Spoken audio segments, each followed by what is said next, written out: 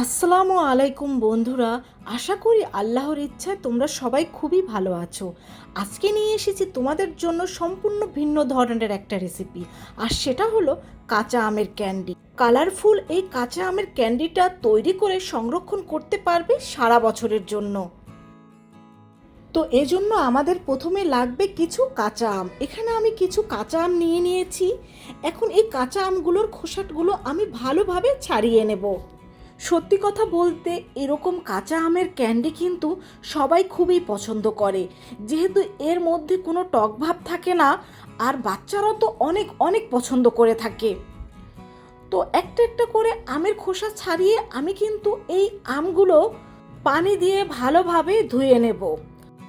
আমে যদি বেশি পরিমাণ কষ থাকে সেই ক্ষেত্রে কিন্তু 2-3 বার পানি পাল্টে তোমরা এই আমটা ভালোভাবে ধুয়ে নিতে পারো। তো আমগুলো আমি ভালোভাবে ধুয়ে নিয়েছি।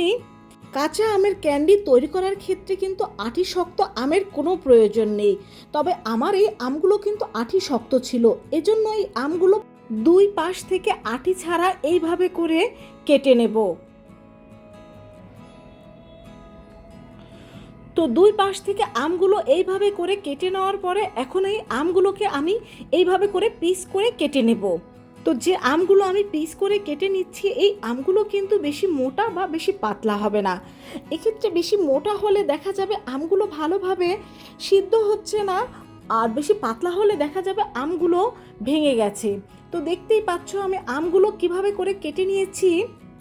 এখন একটা কড়াইয়ের মধ্যে আমি এই আমগুলো দিয়ে দেব, আর এই আমগুলো দিয়ে দেওয়ার পর এর মধ্যে আমি পরিমাণ মতো পানি দিয়ে দেব।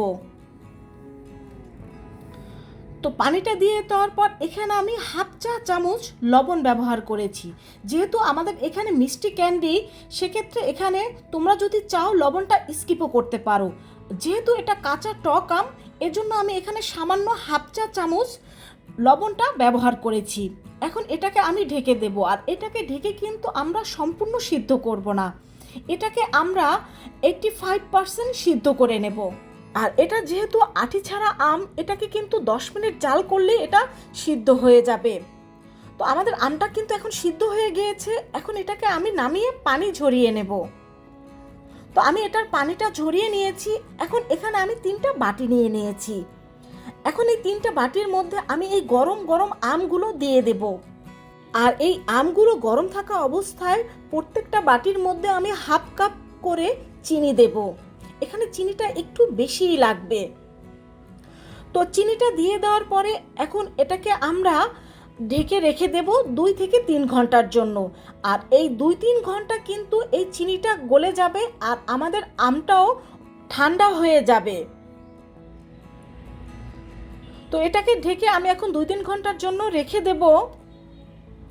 তো 3 ঘন্টা পরে আপনাদের এখন আমি আমগুলো দেখিয়ে দিচ্ছি। দেখুন চিনিগুলো কিন্তু একেবারে গলে গিয়েছে, তবে এখনও কিন্তু কিছু চিনি গলে যায়নি, আস্ত রয়ে গিয়েছে, দেখতেই পাচ্ছেন। এখন এগুলোর মধ্যে আমি ফুড কালার দিয়ে দেব। তো প্রথমে আমি লাল রঙের ফুড কালারটা দিয়ে দিচ্ছি, তারপরে দিয়ে দেব আমি সবুজ রঙের ফুড কালার। এখানে ফুড কালারটা কিন্তু আপনারা আপনাদের পছন্দ মতো ব্যবহার করতে পারেন।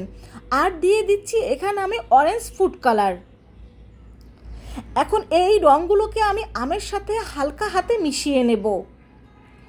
আমগুলো কিন্তু এখনও কুসুম গরম রয়েছে, তাই বেশি নাড়াচাড়া করলে কিন্তু ভেঙে যেতে পারে, এজন্য এগুলোকে আমি একটু হালকা হাতে নেড়ে মিশিয়ে দিচ্ছি।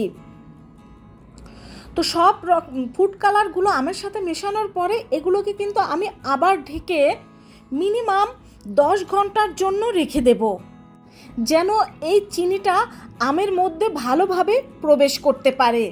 আপনি চিনির মধ্যে যত বেশিক্ষণ সময় ধরে এই আমগুলো ভিজিয়ে রাখবেন, এই ক্যান্ডিগুলো কিন্তু ততটাই মিষ্টি হবে। তো এখন আমি 10 ঘন্টা পরে ফিরে আসলাম। আমাদের এখন কিন্তু পারফেক্টভাবে আমের মধ্যে চিনিগুলো ভালোভাবে প্রবেশ করেছে, আর কালারটাও কিন্তু এখন ভালোভাবে হয়ে গিয়েছে। এখন আমি একটা ট্রে নিয়ে নেব। একটা ট্রের মধ্যে আমি সামান্য একটু তেল দিয়ে ভালোভাবে ট্রের মধ্যে ব্রাশ করে নেব, যাতে আমাদের এই ক্যান্ডিগুলো তুলতে অনেক সুবিধা হয়। এখন এগুলোকে আমি এই ট্রের মধ্যে রোদ্রে দিয়ে দেব। আর এই ক্যান্ডিগুলো কিন্তু যদি ভালো রোদ হয় সকাল থেকে সন্ধ্যা পর্যন্ত রাখলেই শুকিয়ে যাবে, কারণ এগুলো কিন্তু একেবারে মুচমুচে করে শুকনো করা যাবে না, কিছুটা ভিজা ভিজা থাকবে। আর যদি রৌদ্র কম থাকে সেক্ষেত্রে 2 দিন সময় লাগতে পারে, তবে আমি এগুলো যে সময় তৈরি করেছি রৌদ্র একটু কম ছিল, এজন্য আমার 2 দিন সময় লেগেছে এগুলো শুকাতে। তো দেখতে পাচ্ছেন এখনই কিন্তু দেখতে এটা অনেক সুন্দর লাগছে। তো আমাদের এই ক্যান্ডিগুলো কিন্তু একেবারে শুকিয়ে গিয়েছে দেখতেই পাচ্ছেন। আর এটাকে কিন্তু একেবারে আমরা মুচমুচে করে শুকনো করে নেইনি, এটা কিন্তু কিছুটা ভিজা ভিজা রয়েছে। এখন এর মধ্যে আমি দিয়ে দেব কিছুটা চিনি গুঁড়া। এখানে আমি চিনিটা গুঁড়া করে নিয়েছি, এর মধ্যে দিয়ে দিয়েছি। এখন এই আমের সাথে আমি এই চিনিটা ভালোভাবে মিশিয়ে নেব। আর এই চিনিটা মেশানোর পর কিন্তু এই অবস্থায় আমগুলো আপনারা জারে ভরে সারা বছরের জন্য সংরক্ষণ করতে পারেন। তবে বাচ্চাদের জন্য একটু অন্যরকমভাবে পরিবেশন করতে পারেন। তো বন্ধুরা, দেখতে পেলে কিভাবে করে কাঁচা আম দিয়ে আমরা ক্যান্ডিটা তৈরি করে নিলাম। আর একটা জারে ভরে কিন্তু এইভাবে তোমরা সারা বছর সংরক্ষণ করে রাখতে পারবে। আর দেখিয়ে দিচ্ছি, দেখো এটা কিন্তু একেবারে শুকনো হয়নি। আর এখন এগুলোকে আমি বাচ্চাদের জন্য কিছুটা অন্যরকম শেপে দিয়ে তোমাদের দেখিয়ে দিচ্ছি। আর বন্ধুরা, আমার এই কাঁচা আমের ক্যান্ডিটা যদি তোমাদের ভালো লেগে থাকে, বাসায় এই কাঁচা আম থাকতে থাকতে ট্রাই করবে আর তোমার বন্ধুদের সাথে শেয়ার করবে, যেন তারাও এরকম কাঁচা আমের ক্যান্ডি তৈরি করে বাসায় খেতে পারে। আর ভালো লাগলে আমার চ্যানেলটি সাবস্ক্রাইব করে আমার পাশে থাকবে।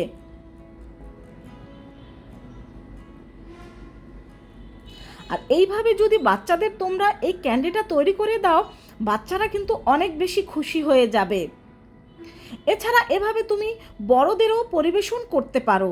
তো দেখতে পেলে কিভাবে ক্যান্ডিগুলো আমি তৈরি করে নিয়েছি। সবাই ভালো থেকো। আল্লাহ হাফেজ।